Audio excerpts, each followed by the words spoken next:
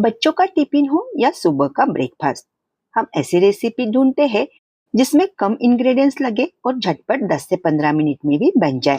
तो चलिए आज बनाते हैं एकदम सिंपल सी लेकिन उतनी ही जबरदस्त टेस्टी एक रेसिपी।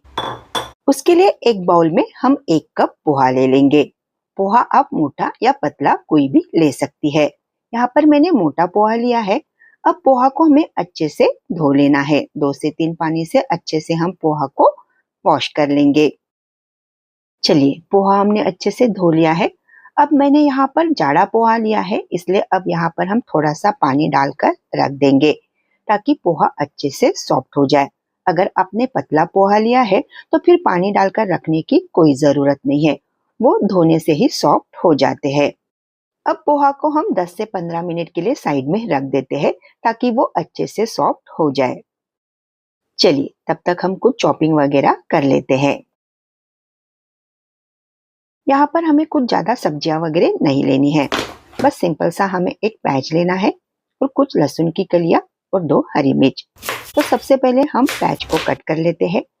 प्याज को हमें थोड़ा बड़े बड़े टुकड़ों में ही कट कर लेना है, ज्यादा बारीक नहीं करना है। खाते वक्त बाइट में प्याज लगते हैं तो अच्छे लगते हैं, लेकिन अगर आपके बच्चों को पसंद नहीं है तो आप प्याज को बारीक बारीक कट कर सकती है। अब यहाँ पर हमें 2 हरी मिर्च लेनी है और फाइन चॉप कर लेना है। चलिए जो पोहा हमने भिगो के रख दिया था उसे चेक कर लेते हैं। देखिए पोहा अब अच्छे से सॉफ्ट हो गया है। अब यहाँ पर हम 1/3 कप सूजी डाल देंगे। सूजी और पोहा को हमें अब अच्छे से मिला लेना है। पोहा में पानी है तो सूजी उसमें अच्छे से मिल जाएगी, लेकिन आपको लगता है कि ये थोड़ा टाइट हो गया है तो यहाँ पर हमें 1 से 2 छोटी चम्मच पानी लेना है और मिला लेना है। क्योंकि सूजी भी पानी एब्जॉर्ब कर लेगी, इसलिए हमें थोड़ा सॉफ्ट सा डो ही यहाँ पर रखना है, लेकिन ज्यादा लूज भी नहीं करना है। अब सूजी भी थोड़ा पानी एब्जॉर्ब कर लेगी और फूल जाएगी, इसलिए 5 से 10 मिनट के लिए इसे और हम साइड में रख देते हैं। चलिए 5 से 10 मिनट हो चुके हैं, सूजी भी अच्छे से फूल चुकी है और हमारा डो अच्छे से अब तैयार हो गया है। अब इसमें कटा हुआ प्याज डाल देंगे। 4 से 5 लहसुन की कलियों को कद्दूकस करके डाल देना है। 2 हरी मिर्च बारीक कटी हुई डाल देंगे। आधा इंच अदरक का टुकड़ा कद्दूकस करके डालना है। थोड़ा सा हरा धनिया डाल देंगे। आधी छोटी चम्मच या स्वादानुसार नमक डाल देंगे। अब सब चीजों को हमें अच्छे से मिलाते हुए इसका एक डो तैयार कर लेना है। चलिए हमारा ये डो तैयार हो गया है। अब इसे हम रख देते हैं साइड में और अब हम एक बाउल में ले लेंगे 1 कटोरी मोज़रेला चीज। अगर आप बच्चों के टिफिन के लिए दे रहे हैं तो चीज की बजाय आप यहाँ पर पनीर ले सकती है, क्योंकि चीज डाली हुई रेसिपी गरम गरम ही खाने में अच्छी लगती है। तो टिफिन में दे रही है तो पनीर ले लीजिए। आधी टीस्पून रेड चिली फ्लेक्स, थोड़ी सी कुटी हुई काली मिर्च, आधी चम्मच हमें यहाँ पर ऑरिगेनो डाल देना है। अब सब चीजों को हम अच्छे से मिला लेंगे।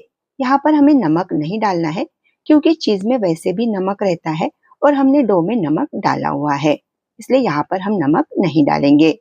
चलिए अब इस फिलिंग को हम रख देते हैं साइड में और हमने जो पोहा वाला डो बनाया था वो ले लेंगे।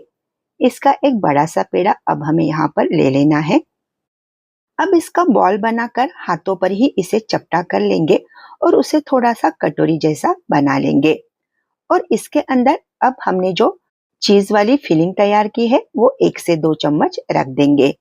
जिस तरह से हम आलू पराठा बनाते हैं बस उसी तरह से हमें इसे भरना है और उसका मुंह बंद कर देना है। बहुत ही आसानी से ये बन जाते हैं।